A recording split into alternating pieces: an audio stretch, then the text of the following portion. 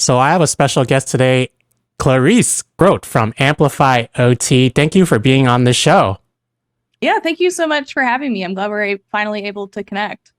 So I was looking for basically the story how I found you was I was looking for advocacy for OT, and basically I did a Google search, and the top few ones are stuff like from AOTA, but I looked deeper into the research as I was going to do a blog post on it, and you came up.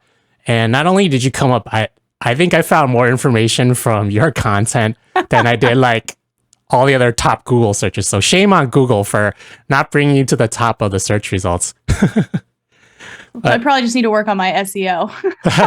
hey, it's doing pretty good. Yeah. So advocacy, I got my advocacy shirt on today for OT. And advocacy, I think we all know we should do it. And when I'm talking about advocacy today, I'm talking more strictly about advocating for the profession. I know we should all, and you should all, like all you listeners, should advocate for your patients, but that's an entirely different thing. But today's topic, I want to talk about advocating for the profession. I think Clarice is a really good guest to talk about that. But first, I want to learn a little bit more about your story and how you even popped on the internet in the internet search. Can you tell a little bit more about yourself and how you found OT? Sure. So I am originally from Kansas City, Missouri, and I originally went to undergrad. So I went to the University of Iowa to be a music therapist. So I play the flute. So my bachelor's is actually in flute performance. And I ended up not having all the science that I really wanted with it. There's definitely some research behind music therapy, but didn't quite have that kind of anatomy, physiology stuff that I was craving. And Hmm. my mom actually has Dupuytren's. And so she's had a few hand surgeries and has obviously then gone to occupational therapy. And she said, I think you'd really like it. So I followed her hand therapist back in Kansas City. And unfortunately, my mother was correct in that I Yeah. did love occupational therapy and found it just really fascinating. And so that kind of set my path there. I ended up going to grad school at Columbia University in New York and spent 2 years in New York City. And that was during the 2016 presidential election, which, if you Hmm. remember, healthcare was a big topic. Lots of conversation around repealing the Affordable Care Act, Right. which the ACA was important to me personally because my sister has type 1. And so before the ACA, pre existing conditions were not covered by health insurance. So it would have made it very difficult for someone like her or myself with asthma in order to get health insurance. And Oh. then also, the ACA opened up a lot of opportunities for occupational therapy with the essential health benefits. So, essentially, requiring all publicly traded or most publicly traded health insurance plans to require coverage of occupational therapy services. And so, if the ACA were to be fully repealed, it could be both negative personally, but also for the profession. And I did not want to graduate after spending all this money to become an OT to Yeah. then not be able to find a job because we know that the more people who have coverage of occupational therapy services, the more people who have insurance, the more likely we are to have patients and therefore the more jobs. So, it's easier to have a job when people are paying for your services. Yeah, So that's true. that was a big motivator for me to try and figure out what I could do. And so my family's always been fairly politically involved, politically minded. So I knew that that was a big area that we could have an impact. So I sought out opportunities. And that's where I realized that AOTA, or the American Occupational Therapy Association, that Hmm. they offer fieldwork and capstone experiences. Now, I have my master's, so I did a fieldwork. And Yeah. at Columbia, you could elect to do a third level two. So Oh. I had, yeah, so you do one, you're required to do one in mental health and you're required to do one in physical disabilities. So if you Right. want to do a specialty, you have to do a third one. And so I did a third level two at AOTA with the federal affairs team. And that's what really kind of clicked for me that I love this policy and advocacy piece. 'Cause I think, like any student, you're trying to figure out what do Hmm. I want to do? What's next? What population do I like? And so when Exactly. I did that field work, it really clicked that advocacy and policy is like I really liked how it made my brain work, how I thought about it, doing the research, digging into like those awful long documents. Which not Someone's gonna everybody's like it. about. Yeah. Exactly. And so that's kind of what really got me started on this path. And I just continued seeking out opportunities from that point of figuring out, okay, yes, I need to get my clinical experience, but how can I get more involved after this as a clinician? And so I ended up applying for AOTA volunteer positions. I worked with my state association, so I am a testament to get involved early. I was appointed to the Advocacy and Policy Coordinator position for the Home and Community Health Special Interest Section for AOTA 2 months after graduating. So I got involved early, didn't know what I was exactly getting into, didn't feel qualified. Was there a predecessor to you, or like, was this, how did? So that was a new position at the time. So the special interest sections, they're kind of like our little, I don't want to call them clubs. They're more than clubs, but they're kind of ways, that you break down within AOTA to kind of have like interests. And so home and community health was one, and they had restructured the SISs and created an advocacy and policy coordinator position. And I was like, that's what I want to do. Well, and so you just apply. So when AOTA puts out a call for volunteers, like I know they just extended one recently for a couple OTA positions. Then you submit and you're appointed. And so people submit their application. So I have no idea if I was the only one who submitted it, but I like to tell myself that I wasn't. There were probably hundreds of candidates and you were the only one who got. No. Exactly. So that's really cool. And what did other students, were there any that like from your cohort that got involved in this kind of space? Because typically we go like for a third level 2, I imagine it will have to be different, like you said. So did anybody else, what were like some other opportunities that our listeners should know about besides the AOTA? Maybe it may be out of like distance or another issue. Like, can you tell us a little bit about if there were any? So I think with fieldwork, it's hard. So if you are a master's student and you have to do fieldworks, the hard part about fieldworks is that ACOT requires like an experiential component, and it has to be an OT who supervises you. Yeah. So at AOTA, Heather Parsons, who's the head of their federal affairs department, she's an occupational therapist. And so I was able to have an OT supervise me. And then I was also able to have that experience because I was able to be in person. So I lived in DC, so it met the ACOT requirements. But it's harder to find that, like, for some, like I take Capstone students, but I can't take a fieldwork student because I can't provide like an experience. It's just me in my office. So it's not really kind of an experiential component. So I can really only take Capstone. And if someone were to come work with me as a fieldwork, they just have to like move to Durham and come visit me in my house every day. Like, this is the experience. Like, yeah. Welcome. Yeah, well, that's really interesting that you brought that up because I'm pretty active on the AOTA discussion boards and, advocacy comes up a lot. And one of the topics is like how we can get involved. And some of it is not just quote unquote preaching to the choir and talking to OTs, but getting out involved in other spaces. I think one of the OTs, I've got his name, but he talked about how he may be doing like TED Talks and things like that. So that would be a great opportunity because it's an experience and you can definitely learn a lot from the process. And if there is OT involved, I think there's so much you can learn from just doing like your, labs or just going to the specific setting, but learning about how everything else works around that space and because everything's connected. Yeah, and there's lots of like internship opportunities. So like CMS, so the Centers for Medicare and Medicaid Services, which is a federal agency that runs Medicare and Medicaid, they take interns. And so there are actually a few OTs who work for CMS, and they've posted on CommunOT about taking interns where you can apply. There's also like the SISs will take interns as well. I know that sometimes state associations will take like Capstone students. I don't know that they do fieldwork students. I know of some like state association board members who will take a level 2 fieldwork and then incorporate. So like, cause they still work in the clinic because it's all volunteer run for state association. So they still work in the clinic and then they'll use their fieldwork student also in working with the state association. So there's like some different ways to get that experience without having to do a capstone. You just have to kind of look for them. I mean, working for a political campaign, another great way to get a lot of experience in policy and advocacy and learning how that side works. If you really wanted to, you could go be an intern on the Hill, working in DC. So there's lots of different opportunities, but in terms of like, if you want to make it integrated with your degree, the easiest way is if you have a capstone experience. It's much harder if you are need to make that field work requirement. That's the harder part. Yeah, definitely. I think either one you'll definitely gain a lot in just being creative and just thinking outside the box. Because I think a lot of times professors and faculty are on board with this because if it's for advocacy, we're always all for it. So I want to talk about more about Amplify OT. So, what's the story behind that? I think we kind of probably already know, but what motivated you to create Amplify OT? Yeah, so AmplifyOT is my company. It's actually my full-time job. And I call myself a Medicare specialist and health policy consultant. AmplifyOT, it's a website and social media and resources.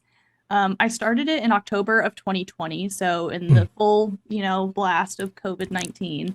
And I was working in the acute care hospital at the time, full time, so still a full-time clinician. And I thought, I was trying to figure out what my next step was. I knew that we were planning to move at some point in the next year or two, so that I would have to leave my job.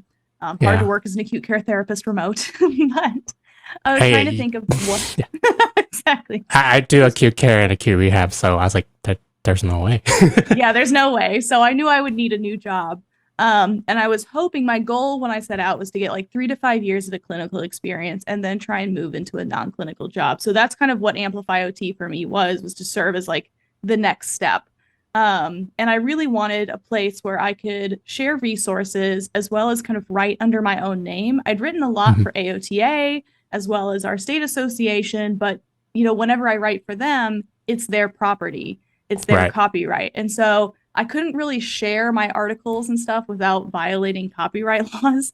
And so I wanted a way that I could write under my own name. So I took a Mm. course called Therapy Blogging 101 that's put on by the non-clinical PT and the gal who runs Pink Oatmeal, Shanda and Meredith.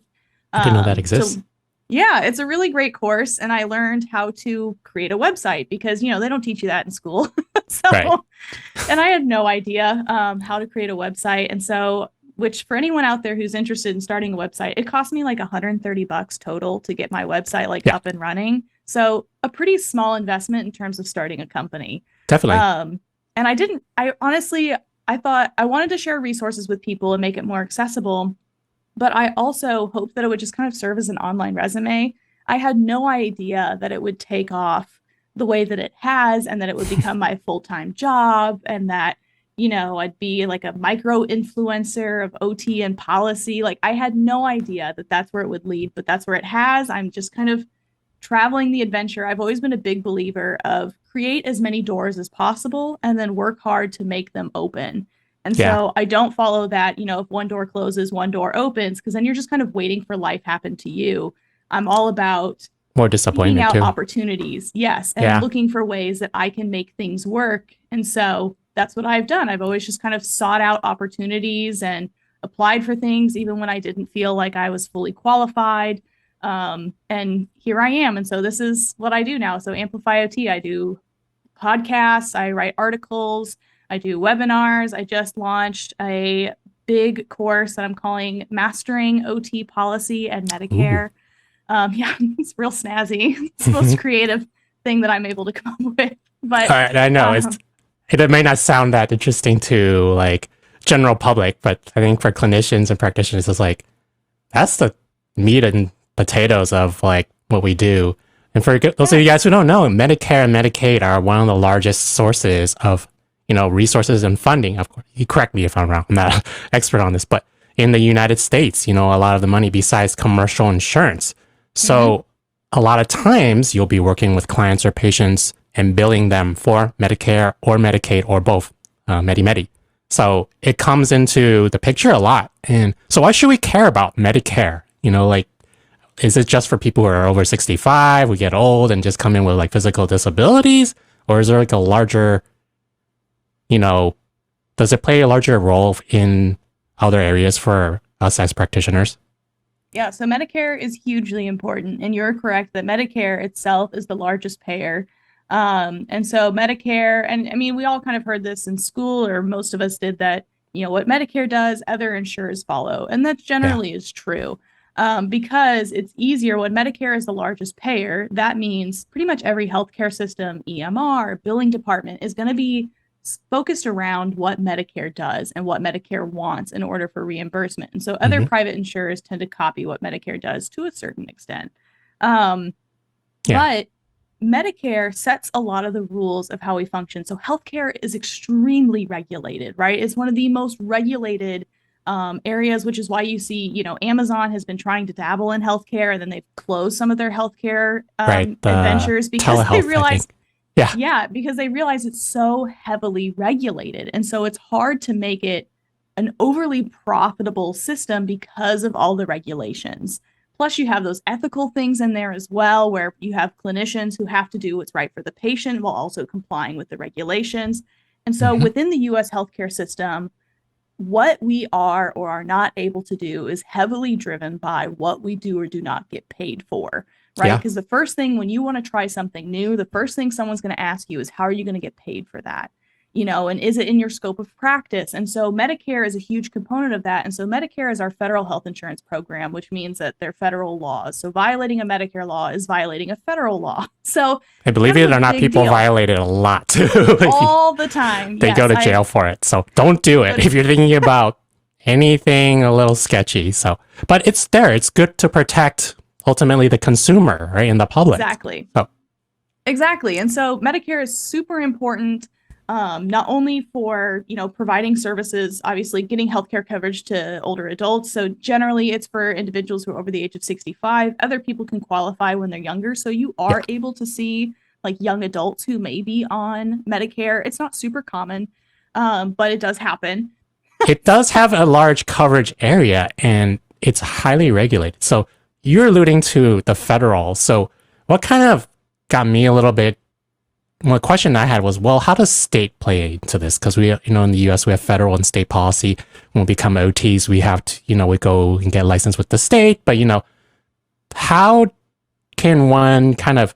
Can you tell me, like, just in general terms, how it falls into place as an OT? Like, okay, Medicare, that's federal, but does state come into the picture at some point as a practitioner or less? Well, Yes. Yes, absolutely. So you have both your federal and state level. And so just to clarify, when we're talking federal, we're talking about the entire United States of America. And so federal laws are set by the United States House of Representatives and the United States Senate, more commonly called Congress. Now, on the state level, you also have a House and Senate, and so you have a state Congress as well.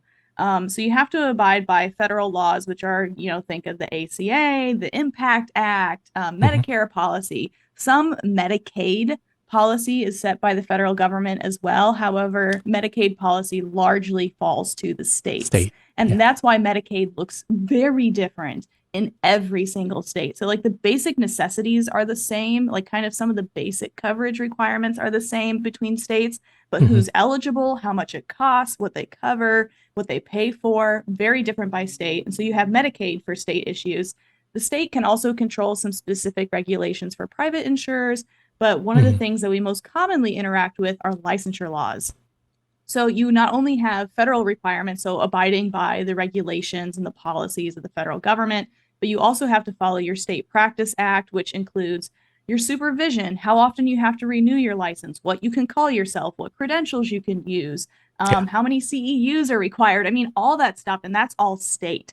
And so it's really important that we pay both attention to the federal level as well as the state level, which is why I'm always a big supporter of being both an AOTA member as well as a state Status. association member, because things like the licensure compact, that has to be passed state by state. So even though it's Hmm. been an AOTA and MDCOT initiative, it's ultimately up to each individual state association to get that passed in their state.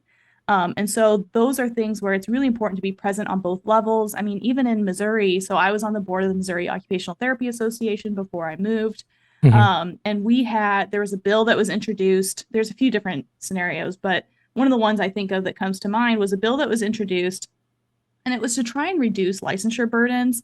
And so their primary target was for hairdressers and things like that, to say, like, you could still operate without a license in Hmm. this profession. And they had a Yeah. list of exemptions for medical professionals, but who wasn't on that list of exemptions were occupational therapists. So Oh. physical therapists were on the list, but OT and speech were not, which means if that bill were to have passed as written, then someone would be able to practice in Missouri and call themselves an occupational therapist and say they provide occupational therapy services Wow. without a license, which would have been huge. Part of what gives us so much credibility is having a license. And part of Yeah. the reason we have a license is so you can take it away from someone who doesn't deserve it. So That's a good that would have point. been huge. It would have, really destroyed some of our credibility. Fortunately, the bill didn't go anywhere, but that's also, again, where it's helpful to have AOTA, because we had that bill. We went to AOTA and said, what do we do? Have you seen this anywhere else? And it turns out that that Hmm. bill had been introduced in numerous states, Oh my and gosh. And it could have which set is a very precedence common. too, right? Yeah. Yeah, so they come from like these kind of big national think tanks, and then they try and get the bill introduced in numerous states. And so Yeah. fortunately, we found out, this is what other state associations had done. This is how they combated it. So we combated it. And fortunately, it didn't go anywhere.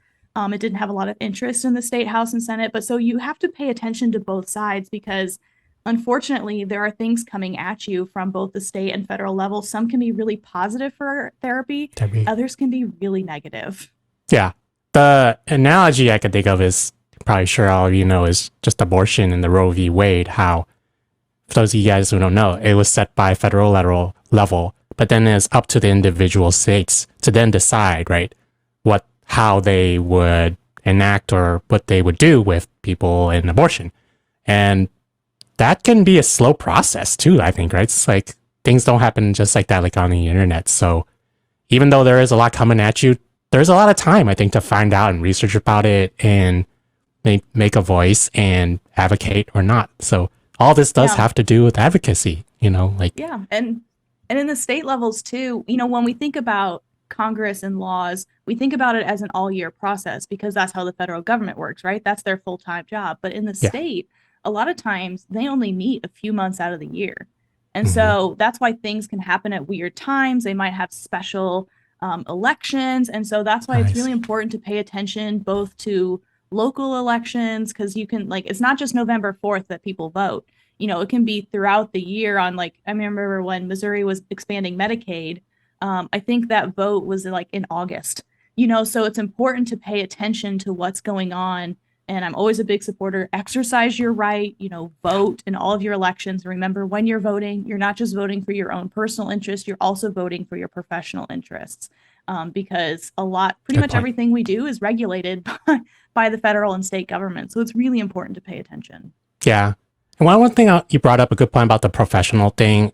In my research in making OT, dude, I just found out about what professional really means. And I think this is a good topic because I didn't learn about it in school, but a professional is someone who may have to go through something like get a license so that they can do what they want to do. A good example would be a doctor. And it was just kind of blows my mind that you said that OT wasn't on the list of a professional. Like, how can that be? But it can happen easily because of lack of advocacy, right? Just Yes. not knowing, oh, this is what OTs do. And they have to go through a rigorous program and training, and they have to be vetted by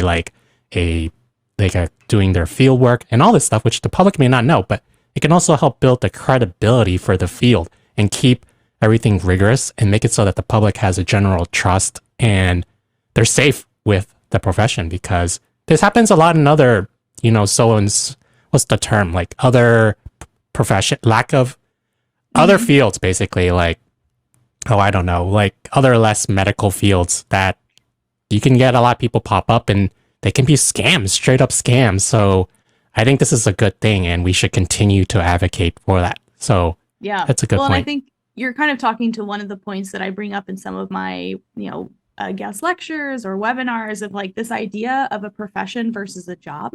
Yeah. And so when we think about that, a profession, just like you said, it requires advanced training. There's often an investment of time. And the big thing is that there's a sense of community. And I think if you think about occupational therapy, it's definitely a community. I mean, shoot, AOTA named their whole forum Commune OT, right? So it's a community of OT. And versus a job affects a singular person. You're really just there as a means to an end. And so I always use that comparison of, like, when I worked at American Eagle in undergrad, right? That was a job for me. I don't care if American Eagle was here 5 years from now. I felt no sense of community. I wasn't on some sort of forum of American Eagle gene experts. I didn't care about the person next to me. Like there's a subreddit for it. Exactly. I had no real interest in making sure that American Eagle stuck around, because if they, went under a year into me working there, I just go work at Target or something, right? There's opportunities. But occupational therapy, if occupational therapy went away, that would rock my world. Like, that would completely change. And so that's one of those questions that I ask a lot of times when I'm talking about advocacy is I ask people, who likes getting paid? Everyone raises their hand. I ask, who knows how they get paid? A lot more hands go down. And then I ask people to think about, what would you lose if occupational therapy no longer existed? What would you Mm, lose if Medicare stopped paying for OT services? What would you lose if you no longer had a license in occupational yeah. therapy? And that starts really putting in that perspective that, we think of things of, oh, it'll always be here, but that's not always the case. It could take one bad piece of legislation that's poorly written that sneaks in there that Hmm. could, like that bill in Missouri, that could completely remove the credibility of our license. And then that has to be fixed through other legislation, or think about home health, right? The recent huge win we had of OTs being able to initiate the OASIS. Yeah. We were left out in that original bill over 30 years ago, and it has now taken over 30 years to get that fixed. Is that the And one where you so need PT as a co-treatment kind So of that's a qualifying service. qualifying? And so Ah, that's like has to do with the home health benefit. And we're working on that. And that also has to be a legislative fix. I yeah. think AOTA is currently waiting on like the score. So how much that bill is going to cost. Yeah. But just the ability of OT to initiate the initial and comprehensive exam in home health. So originally only PT, speech, and nursing were able. So even if OT was on the order, we couldn't Mhm. go out and start that episode. But now we can. But that again had to be a legislative fix. It took over 8 years of just introducing that bill in Congress to get it passed. If Right. you didn't know, every 2 years Congress starts over. So we're about to have a brand new Congress in January. So every bill that doesn't pass by time Congress starts over, we have to start again and reintroduce all those bills. And so it's just a long process. And I think, especially in today's age, we think of things that happen fast, right? Something happens, we protest, something happens, we share things on social media, and we start talking about change in this really fast way.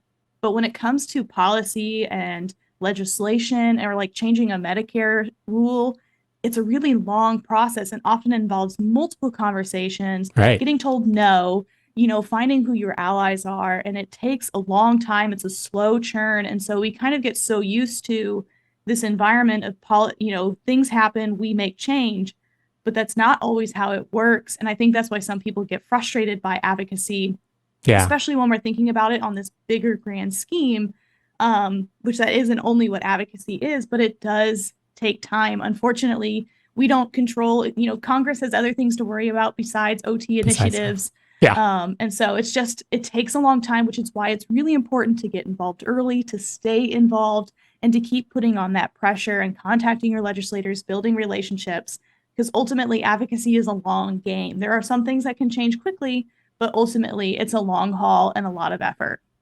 So I think there's both sides to that. One, that because it takes so long, you have more opportunities to put on the pressure. So I Mm-hmm. think the issue I think a lot of people bring up in I've seen online forums is, well, I don't have the time to do this. I have to go to work. I have a life, Clarice. Like, how can I advocate for OT besides telling my patients or telling my coworkers, like other doctors, like, oh, maybe we should get more OT? But how can we do that? Like, I know we don't have like you, this is your full time job pretty much, but how can we advocate? Does it mean more time? What if we have the financial resources? What are some ways we can get involved? Yeah, so I think reframing how we think about advocacy is really important. And so I think when most people think about advocacy, they envision either a protest or something that takes a lot of time, or going to DC and talking to Hmm. their legislators. And yes, that is one form of advocacy, but I'm a big proponent of what I call like everyday advocacy. And so that is something that doesn't take time, that you're most likely already doing. Every time you educate a patient what OT is, you're effectively advocating for OT, right? Advocacy is when you try and convince someone to agree with you. You're advocating Yeah. for them to be on your side. And so every time I convince a patient that they need occupational therapy, I'm engaging in advocacy. Every time I teach a nurse, a doctor, a case manager about what OT is, I'm engaging in advocacy. And so there are really easy ways to incorporate that into your life, like in home health. I used to have to call the doctor every time I made a plan of care and say, hey, I'm seeing Mrs. Jones, 3 times a week for the next 2 weeks, sign off on my plan of care. But instead of just saying that, I would communicate, I'm seeing her 3 times a week for the next 2 weeks in order to address, her difficulty with getting dressed in the morning, her Yeah. difficulty with bathing, her difficulty engaging in household chores. And so by doing that, I'm doing what I need to do for my job, but also it's educating their staff on why I'm seeing the patient. So therefore educating them on what OT is. So then hopefully next time maybe a different patient, Mrs. Smith, comes into the office and says, "Oh, I'm just having such a hard time keeping up with, getting my shoes on or keeping up with my house." They might think, maybe occupational therapy would be a good fit. And so that's just another way you're engaging in advocacy for that patient. And so that's a really important level. We wouldn't be able to do some of our federal national advocacy without that everyday advocacy of gaining people's understanding of OT. And there's Exactly. ways to engage in that local and federal advocacy without spending a lot of time. One of the best ways to be an advocate is being a member. So I Hmm. always say that by being a member in AOTA, and I understand people have their own feelings, but by being a member, I'm investing in my ability to be an OT in the long run, because those are people Yeah. who their full-time jobs are to advocate for us, either our federal affairs team, our regulatory team, state affairs, quality, whoever it is. Their full-time job is to do that work. I don't have time to peruse, congress.gov for all the different legislation that might impact OT and Or figure you out might not understand it how. too. Yeah, I might not understand it. I mean, shoot, the Medicare physician fee schedule is over 1,000 pages long. You think I've got time to read that? No, but you know who does? The AOTA AOTA. staff member whose job it is to Yeah. read that, figure out what it means, and submit comments. And so by being an AOTA member, I am supporting that work. Same thing by being a state association member. Doesn't take any more of my time if I don't want it to, but I'm supporting that work. The only reason Missouri OT Association was able to hire a lobbyist is because we got more members. Yeah. Before that, we couldn't afford a lobbyist. And so by being a member, you are supporting advocacy. You can also use like AOTA's Take Action page, or just by educating yourself. So there's lots of ways that you can engage in advocacy, just by being a good occupational therapy practitioner. That's really the best way to be a good and effective OT advocate, is just be a wonderful steward of the profession, which includes, using best practice, using evidence-based practice, Hmm. understanding how our services impact our patients, not only in their physical or mental way, but also financially, which involves understanding the policy and regulation and making sure that you aren't part of the problem of the abuse of the healthcare system. Because there are a lot of practitioners who incidentally are potentially violating. I mean, I see it on Facebook every day, people Yeah. admitting to accidentally violating federal laws. And so I always say, don't bet your license on social media. And so it's Yeah. good to ask questions and try and understand that, but make sure that you're always going to the source. And so lots of ways to be an effective OT advocate. And I think reframing our idea of that advocacy only involves being a leader and doing big gestures. No, just by being an effective and high quality occupational therapy practitioner, you are advocating for the profession. Exactly. And there's no wrong way, I think, to advocate unless you're breaking laws. Whatever you think is right in for OT, and you learn about it. And we have a lot of foundations like the Code of Ethics. A lot of it is Mm-hmm. intuitive. Just don't do anything illegal. You're going to advocate for OT. And a lot of you may think like, oh, this may not be relevant to me. Like, you go to a hospital and do I really have to advocate? But this actually can happen a lot. Like in like smaller cities, I've seen I think like on Reddit, like stories of like OTs who feel like OTs undervalued compared to other professions. And that can be a lot, especially if the role is bestowed on you and maybe you're the only OT. But that's a great opportunity, and it just takes small steps. You may not make big gains, but even just small steps getting OT more involved in that space can be a huge benefit to patients, and just the value can come out. So I think in my research, I think we often don't really look at money and economics, but that has a part to play, would you say, in advocacy, even if it's not like directly money from us, but we talked about Medicare and how there's a lot of money involved. But how can more money in going to the right places help with advocacy? Yeah, so I think what you said there is really important, of a lot of OTs feeling like they're not valued or that their work isn't respected. And I think obviously there's multiple issues Yeah. going on at play there, but I think one of the things that, at least for me personally, that I found really helpful, honestly, was understanding how the healthcare system works. Like I said, there's a lot of policies, there's a lot of regulation, there's a lots of what you can and can't do. And Mhm. so I found it really frustrating when I was starting and I would say, okay, my patient needs this. And I would be told, oh, Medicare doesn't cover that. And then you think, darn, Medicare, why don't they understand what I'm worth? But it wasn't Medicare. It was either they were using Medicare, when I say they, I mean like my bosses or my supervisors, they were using Medicare either as an excuse to not want to pay for what I was doing, or they misunderstood the policy. And Exactly. so I think one of the biggest things we can do is one of the biggest mistakes we can make is assuming that just because someone has more experience or because they're a supervisor means that they understand policy. And that is not the case. Yeah. I have listened to a number of directors of rehab and big people completely butcher what a policy says. And so I think I kind of compare understanding policy and its importance to understanding how to drive, right? If you just all of a sudden jumped in a car for the first time and tried to drive down the highway without understanding what a stop sign was or what the yellow or white lines mean and tried to drive, it would be terrifying. You'd never do it again or you'd die, right? The rules of the road. Horrifying. So that's why you undergo through all this education and tests to understand the rules of the road. So therefore, driving isn't scary and frustrating, but we don't always get that training as OT practitioners, right? Especially we have so many things we have to cover in school. And I think reimbursement is a really important part, but it's not always put at the forefront because you assume that, they'll get it at fieldwork. But then the problem is you have those fieldwork supervisors who never got it in school. Right. And so then they're training the next generation and then they're still not getting that education. I've never had a job where they sat me down and taught me about why we would pick certain eval codes and why it's important, right? They just show you, here's where the billing is, check the box. That's what I realized too. It's kind of like a side thing, like, bill for this. Like we did billing in terms of in acute care, acute rehab where I do it, it's pretty standard and you bill based on, we do section GG now, which is the care tool, which replaced FIM and a lot of that's a Medicare thing, right? So I kind of learned that on the job and everyone kind of learned it on the way too. Like there's no formal training and like you don't have to take a billing quiz or something maybe we all should, because then maybe we can bill more efficiently and get more value out of what we're doing. But that's a really good point. And understanding, like you talk about section GG, right? Section GG is incredibly important because section GG not only determines quality measures in most post-acute care settings, but it also directly influences reimbursement.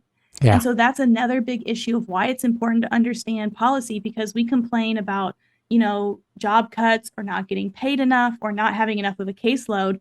Well, you might be part of the problem if you're just going in and writing down scores willy-nilly on section GG or the OASIS or the NDS or IRFPI, whatever it may be. If you're just writing something down, making your best guess, well, if you're writing a score that's not accurate, you could be negatively impacting how much that your agency is getting paid, especially under these value-based payment systems like PDPM and PDGM. Yeah. So then the facility isn't getting sufficient payment to cover the services that the patient needs. So then they're going to come back to you and tell you, well, you can't do that because we don't have the money. And so then it just leads to this frustration of, well, what the heck? No one respects my judgment. But understanding how policy works helps you understand, think about acute care, right? So when I work in the hospital, I have to make a discharge plan.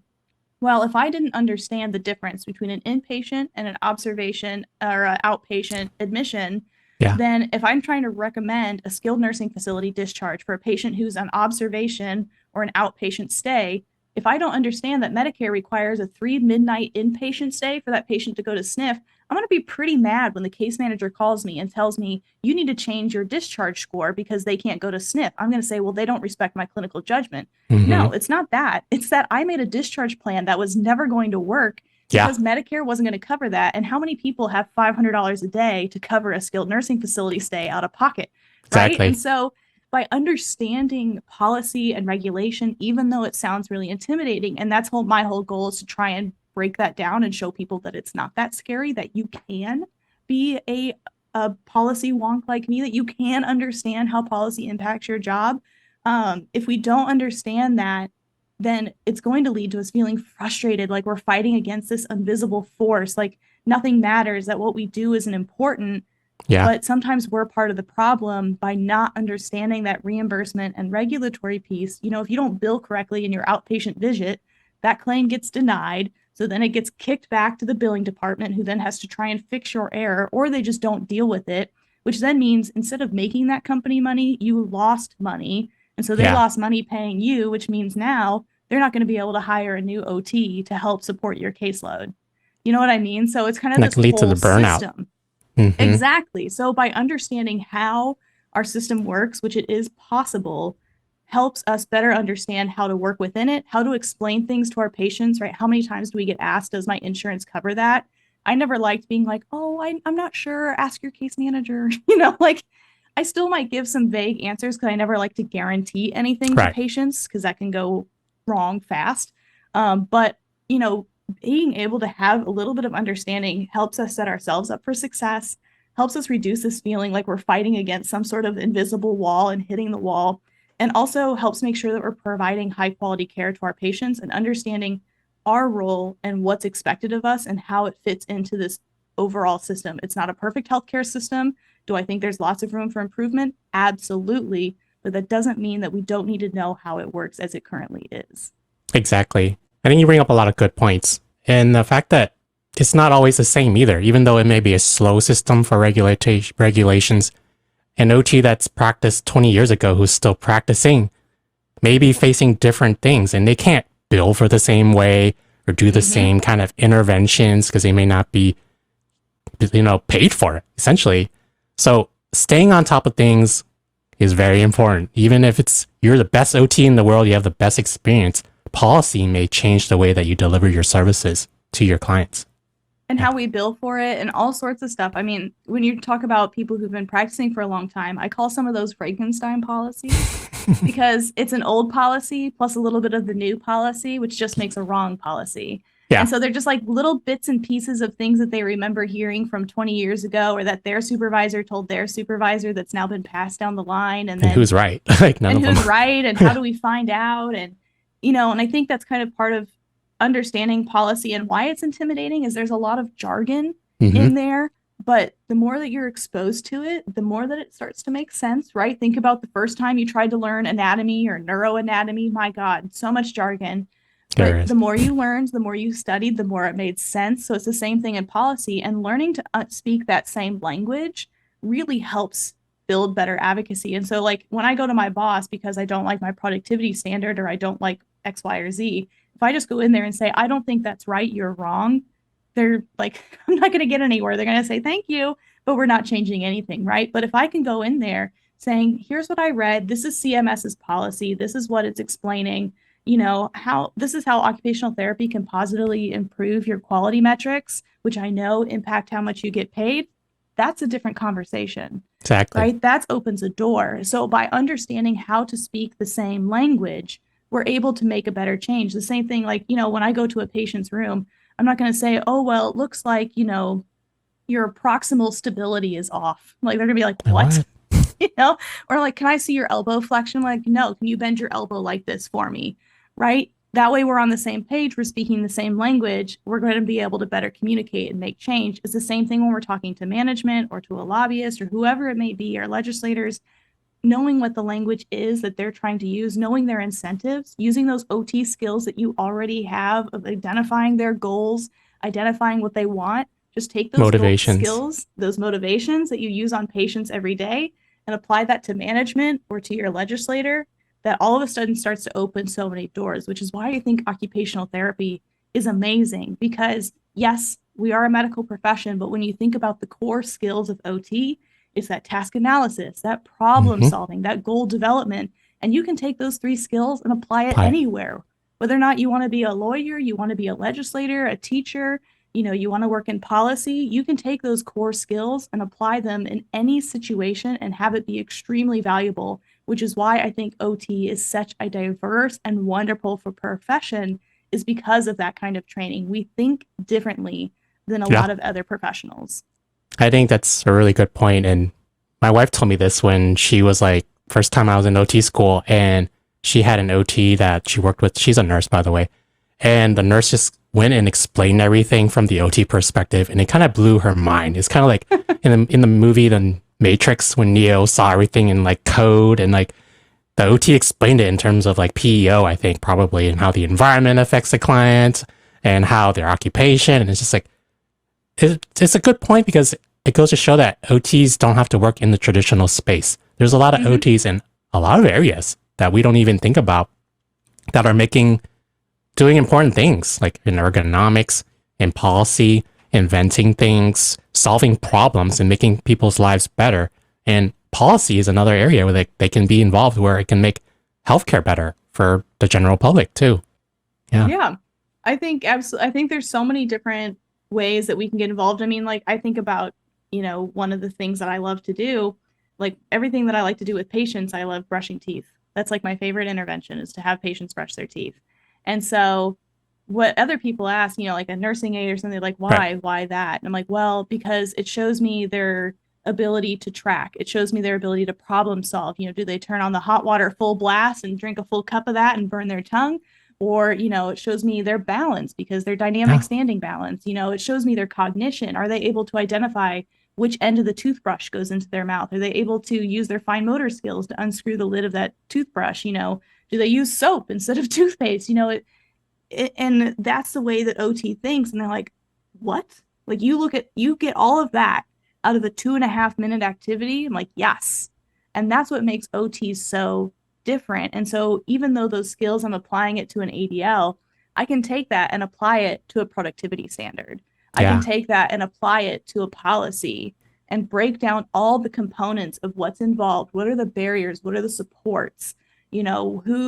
What do I need to say in order to gain their interest, right? Every time that you explain, you are able to, if I get a patient out of bed because they don't want to, every time you're able to encourage them to get out of bed and engage in therapy, that's again another way of using advocacy because you are getting them onto your side of agreeing that occupational therapy is going to help them achieve their goals.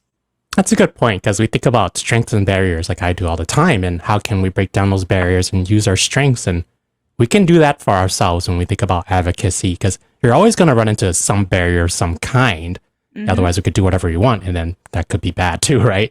Like it may not be evidence-based, but how can we learn more about it, present the information to the audience that is involved in it, and so that we can all understand it, so that we can overcome the barriers that we think we're on the same page about, that we all agree with. And generally that tends to be the case. Like OT does great things for the general public. So you're going to meet resistance, I think, not due to a lack of like your idea being bad or OT not being useful. It's just a lack of understanding a lot of times more than not what the value of OT is for the public. But what would you think? What would you say are some misconceptions about this space, like policy and advocacy and things like that? Like, I think the biggest misunderstanding or misconception is that I can't do it, or that it's too hard, or it's purposefully not for me, or that it's not important. I think those misunderstandings of that, why should I care? It's not important and it's too hard, are just not the case. One, it is incredibly important, not only for protecting your license, but also for pay, for jobs, for productivity, making sure you aren't accidentally violating a federal policy. Because it'll affect your license. Things. Yeah, just a little federal felony. But also that it's too hard. And I understand it's definitely not the easiest thing. And it's hard when you pull up a Medicare policy and you're like, what the heck is this saying, right? I understand what qualifying means. What's a conditions of participation? What is terms within terms? About? Yeah. Terms within terms, right? When I first started learning about policy, I would go down all these rabbit holes of clicking all of the links to try and figure out, because, right, it's like, oh, well, in this document, section 230.4, I'm like, what? And then it talks about the Social Security Act. I'm like, oh my gosh, right? And so it's hard, but I always encourage people, one, find a resource that you understand. And that's what AOTA is really good for. That's what I'm trying to do with my work.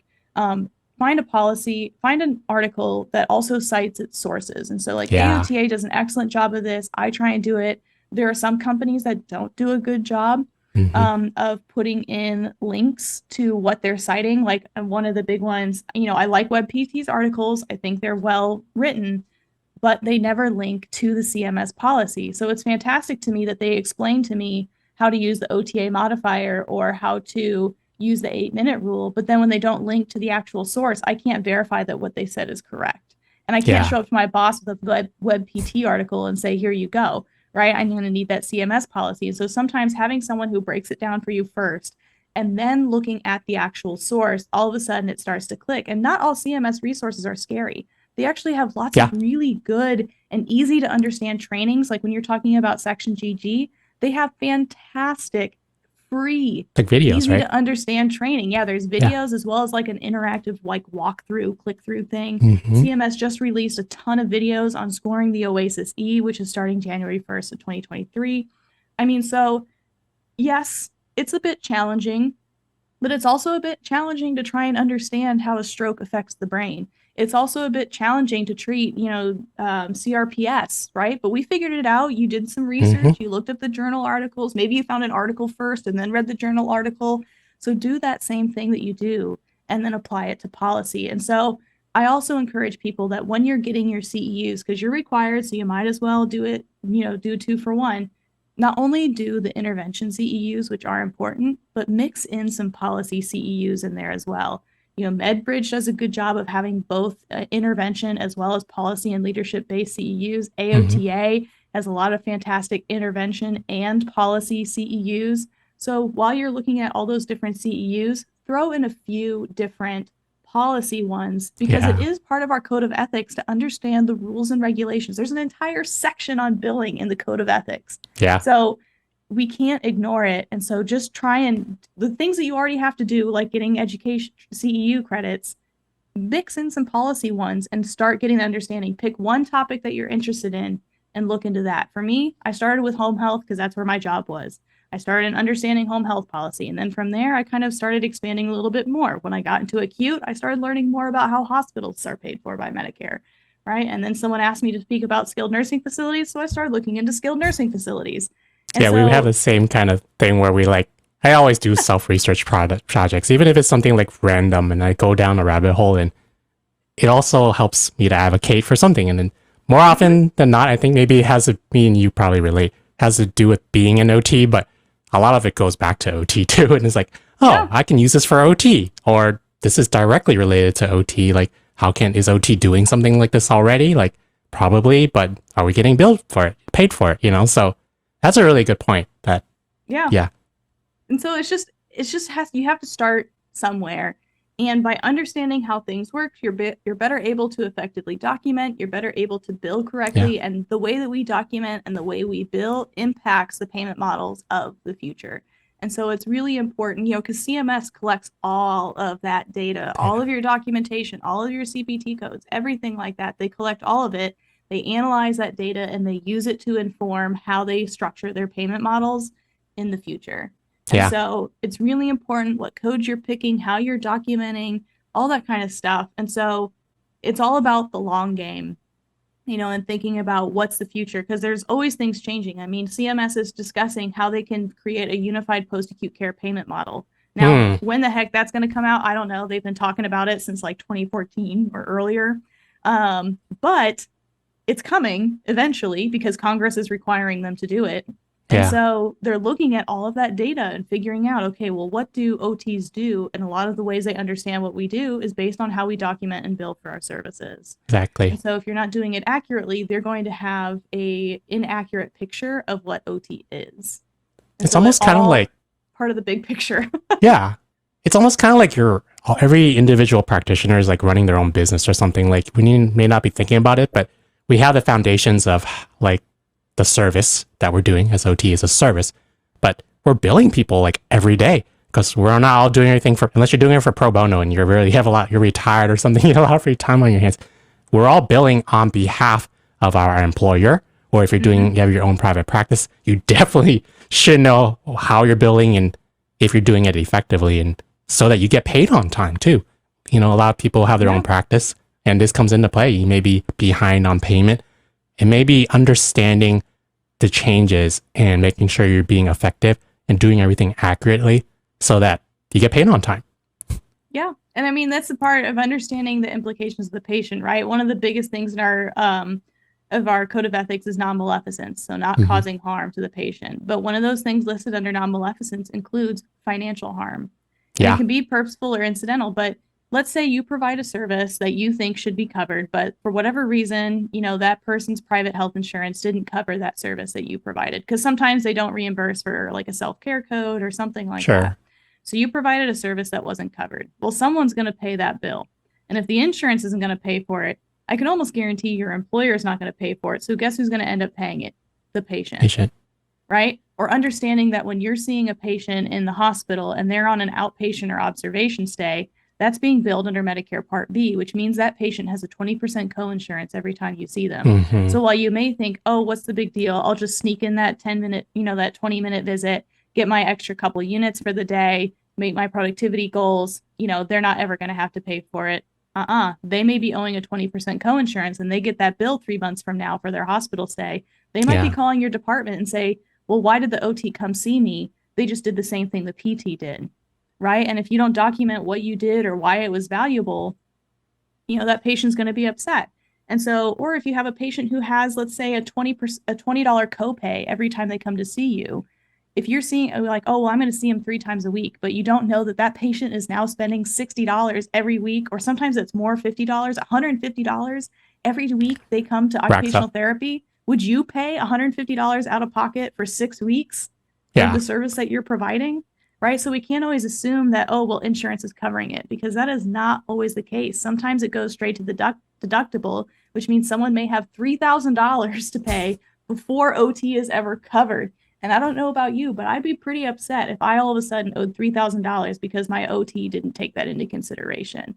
Yeah. So just like when we expect our doctors to think about how a service is covered or how our prescription might be covered, our patients are expecting the same thing of us. So understanding that dynamic of that people will respect what we say because we're a medical professional. If I say, I think it'd be helpful for you to have a toilet riser, they're probably going to go out and buy that toilet riser, whether or not they can afford it. Yeah. So really thinking about that financial. So one of the things I ask a lot of my patients is, what's the financial situation? Mm-hmm. Are we in a situation where really I need to recommend only what is absolutely necessary and we need to think more affordably? Or is it anything under the sun is fine? Or opening up with a patient saying, I understand that you have a $50 copay every time you come to visit me.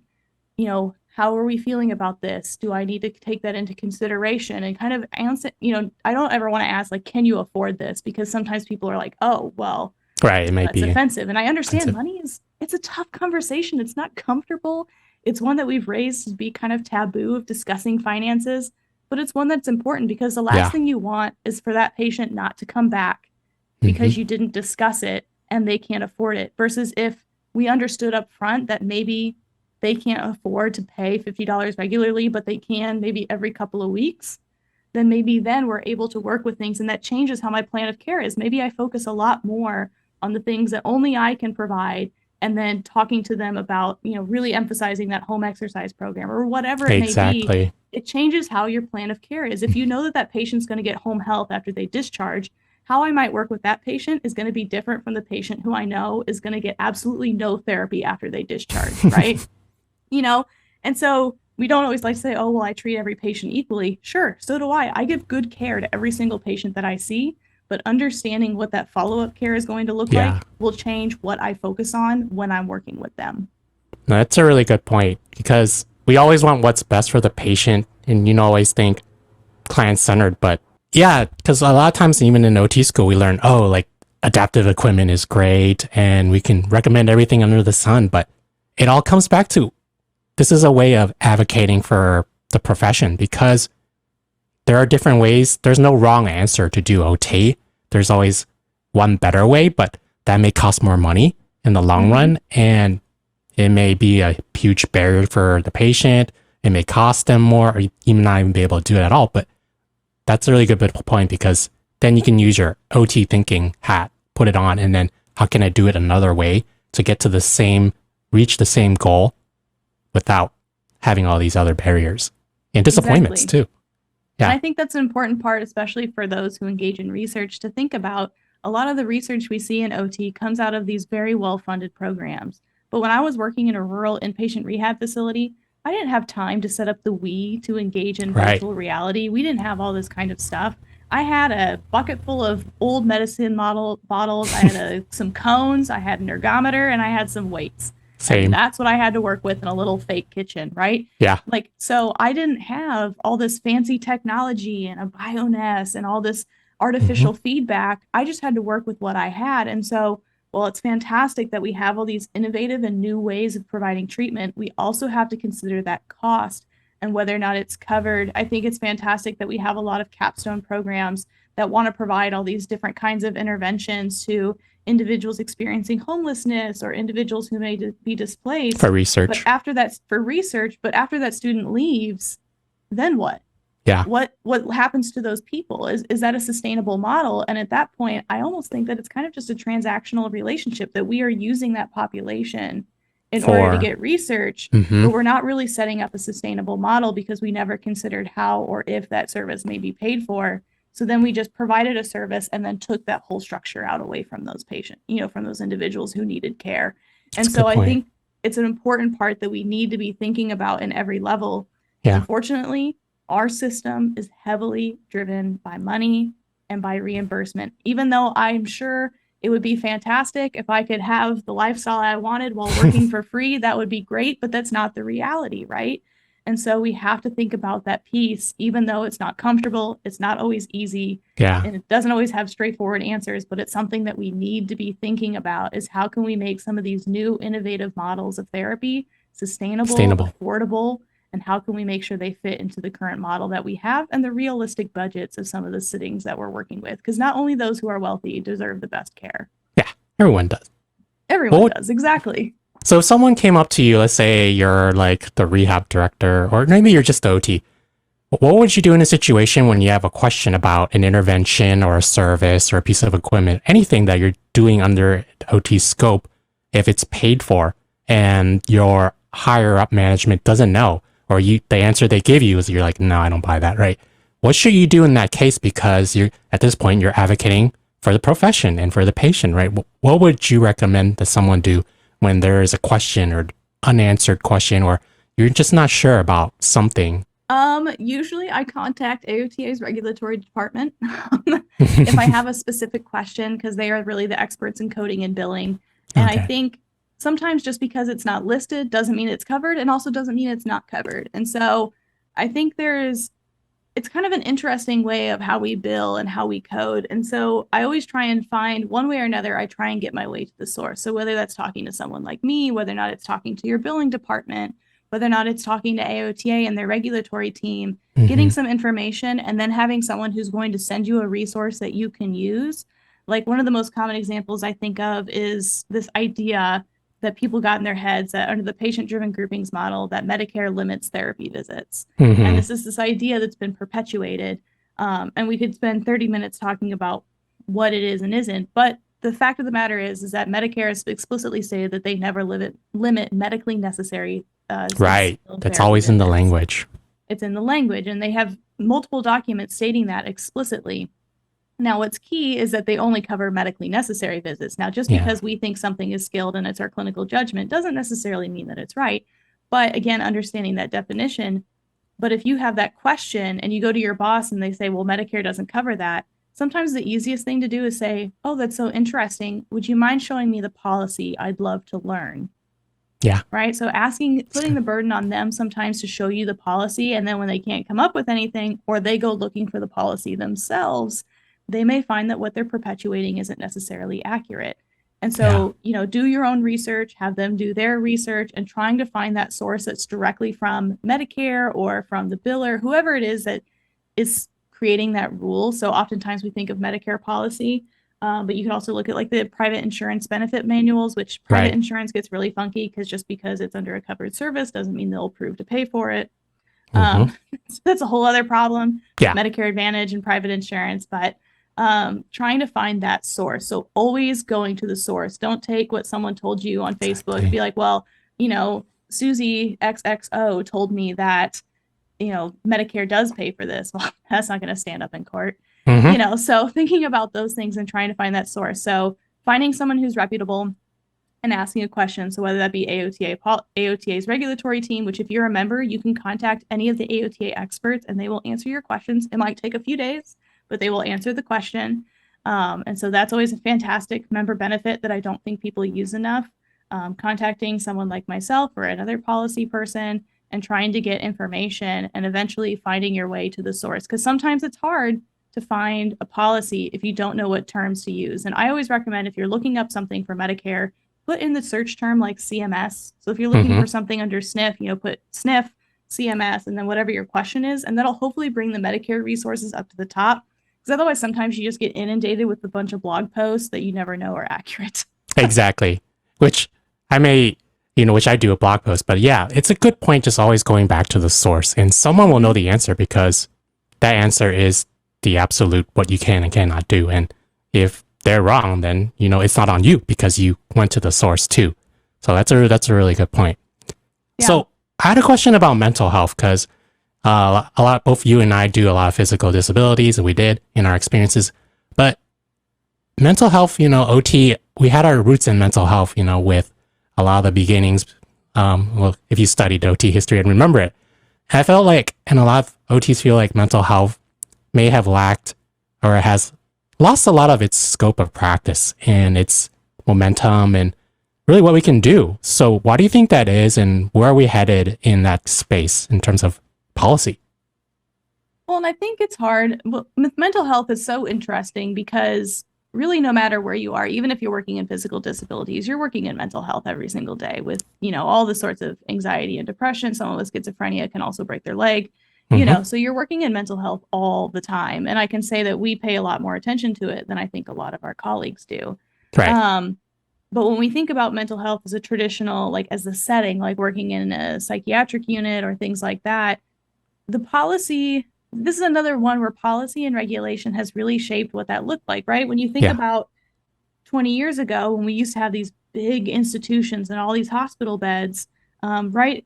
We think of that as not fantastic because all these people were institutionalized. So then there was a policy that was created that, psychiatric units couldn't have more than so many beds, which has then created kind of its own problem to where we have to kind of keep kicking people out so we can take more people in because we can only regulatory wise have so many beds. And so it's kind of these ups and downs. But then again, if we increase how many beds a psychiatric unit can have, then do we go back to institutionalization? Right. So it creates like this weird, there's no necessarily right, wrong, better, like there's always going to be pros and cons to a policy. And so when we think about those traditional settings, sometimes the reimbursement isn't always there. I think the reimbursement is getting better.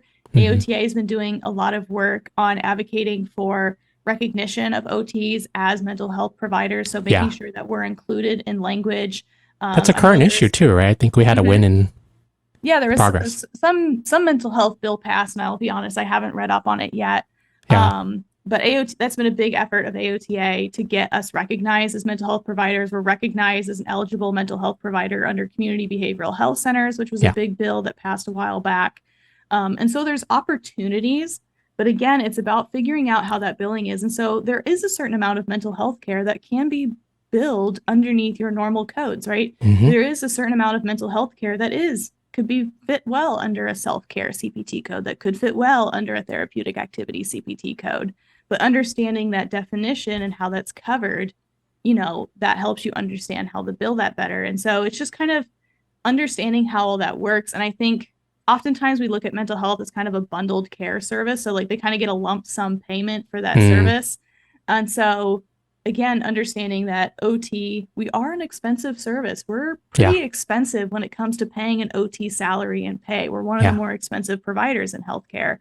And so that's what also makes it a barrier, is that a lot of people who work in mental health have to accept a lower payment because the payment's just not there from the beginning. And so I think it's something that people are working on, trying to prove reimbursement. I think we've seen progress in recognizing that mental health is a issue that needs to be addressed and needs to be covered. The ACA made huge steps in making some level of mental health care required, but it's just about figuring out how we can fit in, getting OTs on the list as an eligible provider. And so there's progress being made. There's definitely a lot more to be done, but a lot of it, and I'm definitely no mental health billing expert at all. I know there's been conversations about it on CommunOT about how we can bill for mental health services, but I think there's opportunities. But again, it's about figuring out how we can fit within that system and how we can get access to patients. Because while it would be great to provide the services for free, or if patients could afford it out of pocket, that's just unfortunately not the reality for most folks. Yeah. Someone has to pay for it at the end of the day, even if it's mental health, whatever, any intervention. Yep, exactly. Someone's got to pay for it, whether it's us, the patient, or the payer, one way or another, it's all got to fit into the system. So it's just about figuring out what your opportunities are. And there's been more OTs expanding, working for public health departments or working for departments on aging. And finding ways to get involved in those spaces is really helpful. And even if I think too, understanding that even if we can't be there all the time, how can we help train staff to think in a similar way that we do so that those patients are still able to get that care? Not saying that we should replace ourselves, but understanding that we can't always be in all one place, or there's not always enough providers. So how can we help make sure that everyone's kind of thinking on that same playing field? Exactly. Yeah. Well, that's about almost all the time. We have just a few minutes left. It flies by when you're talking about interesting stuff to me. I think this is really fascinating. Well, I can talk about it for hours. So yeah. Lightning questions. It's time for our lightning questions. Are you ready for our lightning questions? I am so ready. Okay. Clarice, what is your personal favorite occupation if you had to name one? So personal for me, my favorite occupation, I would have to say probably napping. I love a good nap in front of the TV. And it's important too. And it's important, right? Sleep is important. I love to take a good nap. I love to just like hang out and watch some TV. If you're talking about like occupations I enjoy with patients, brushing teeth is my favorite. So you say client or patient more? I say patient because that's just where I primarily worked. I worked in home health and in acute, and we called them patients. If I'm trying to speak more generally, I might call them clients, or if I'm talking like community-based, I generally try and use the term client, but personally, I pretty much always use patient because it's just what I'm used to. What is something that you read lately that you would recommend to our listeners or viewers? One thing, so I've been very slowly working my way through a book called The Gutsy Girl, which is just kind of about how to think more as a leader, as a woman, because we face a lot of different either how we were socialized to think about our leadership capacities, the fact that not as many women apply to leadership roles, or this feeling that you have to check all the boxes before you can actually apply for something. And so it just kind of talks about that, how to reframe your thinking, which has been helpful in thinking about my business. But I must say, like, my all-time favorite book that I've read that really changed how I look at things and how I practice is Being Mortal by Atul Gawande. Okay. Which if you haven't read anything by Atul Gawande, he's fantastic. He has like the Checklist Manifesto too, which is really fascinating. Even though it sounds a little psychotic saying manifesto, but like it's a fantastic book. But Being Mortal, I recommend every practitioner read. It's about the death and dying process and how we handle it here in the United States and how problematic it is. Yeah. And it really got me thinking about, because I think as practitioners, I mean, especially OT, we deal a lot with the death and dying process. Yeah. And how we address that with patients and getting comfortable with it, and how we aren't comfortable with it in the US. And so it gave me a lot of tools to ask patients about, what their goals are, especially when I was working with hospice and palliative patients, asking people, if time gets short, what's most important to you? So that's a good way of kind of getting at the question without being like, so if you're going to die soon, what do you want to do? Right? Like that's never going to get you a good answer. And so it really got me comfortable with talking and discussing how we handle that process, and also how to have the conversation of when, unfortunately, at times we have reached what we're able to do as therapy practitioners. Exactly. Unfortunately, we can't do any more. And that's just the reality. It's not our fault. It's just sometimes we've just reached what we're able to do. And it got me a lot more comfortable having that conversation. What would you say is the big takeaway from today's episode? Biggest takeaway, I think, is just knowing that in order to engage in advocacy and to understand policy, it doesn't take multiple degrees. It doesn't take super specialty certifications or lots of time. That you are able to be an effective OT advocate just by being a fantastic practitioner, by being a member, that you can engage in policy, and that you should just start somewhere. Just take one CEU and see if it opens up some doors and opens up some things for you. So that would be my takeaway. Get involved, pay attention, and just kind of look for little opportunities to incorporate that into your daily life. Yes, this is my full-time job. This is what I love to do. But there are ways to engage in advocacy and policy in a way that doesn't take up a lot of time. Yeah. And if you guys don't follow Clarice already, I think a really great and easy way, which just takes like not even a second, is to follow her on Instagram, check out her newsletter and her website. That's how I found her. And you are a wealth of resources. And a lot of this can be, I think, applicable to any OT, just to build a foundation of advocacy so that you can go off and learn more and do better for your patients and your clients too. So Yeah. thank you so much for being on the show. I'm sorry. Absolutely. No, I was just saying, like you, I have my own podcast as well, the AmplifyOT podcast. So that's another great way to kind of like, because I know we're all busy, so listening to things on the go, they're usually like 30 minutes. I try not to talk too fast, but that's not my strength. You can always listen to it in half slow-mo, you know, our assistive technology. You might have to listen to it in half speed, exactly. But when you listen to CMS stuff, make sure you listen to it in like 1.5 speed, because they are experts in talking excruciatingly slow. But it's good falling asleep material. Exactly. Sometimes I'm like, wait, what did they say? So, and that's someone who's interested. Yeah. But yeah, thank you so much, Jeff, for having me on. I really enjoyed our conversation. I'd be happy to talk about any of this stuff anytime. Okay. Thank you guys for listening. I hope you all learned something and gained something from today. And you're all advocates. And thank you for choosing OT. Have a nice day.